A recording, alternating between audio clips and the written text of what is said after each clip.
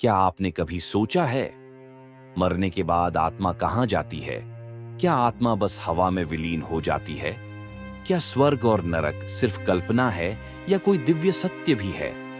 अगर आप भी इन सवालों से जूझते हैं, तो इस वीडियो को अंत तक जरूर देखिए।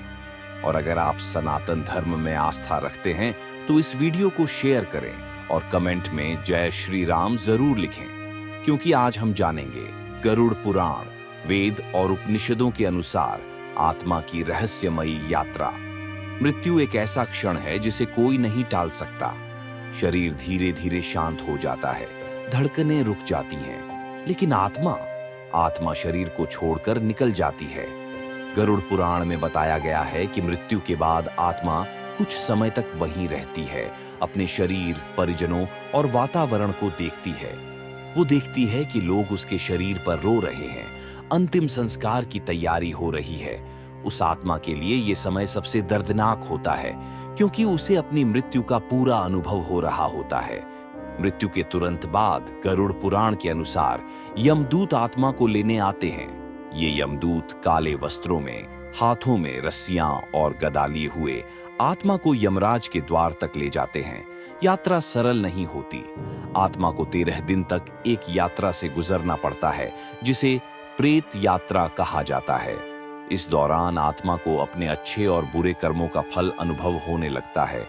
यदि उसके कर्म शुभ हैं, तो यात्रा सरल होती है, लेकिन यदि पाप ज्यादा हों, तो उसे पीड़ा भी होती है। यमराज आत्मा के कर्मों का निर्णय करते हैं। चिट्ठियों में आत्मा का पूरा जीवन लिखा होता है, उसने क्या अच्छे कार्य किए और क्या पाप। यही तय करता है कि आत्मा को स्वर्ग मिलेगा या नरक। अगर आत्मा ने धर्म, सेवा और परोपकार किया हो, तो वह स्वर्ग में जाती है, पर यदि उसने झूठ, हिंसा और अधर्म किया हो, तो उसे नरक भेजा जाता है, जहां आत्मा को उसके कर्मों का फल भुगतना पड़ता है। गरुड़ पुराण और भगवद गीता में कहा गया है कि आत्मा अजर और अमर होती है। मरने के बाद आत्मा 3 स्थितियों में जा सकती है: स्वर्ग, नरक या पुनर्जन्म। मोक्ष वही आत्मा पाती है जिसने पूरे जीवन में आत्म साक्षात्कार और भगवान की भक्ति की हो। मोक्ष का अर्थ है पुनर्जन्म के चक्र से मुक्ति। वो आत्मा फिर इस दुनिया में नहीं आती, वह ब्रह्म के साथ एकाकार हो जाती है।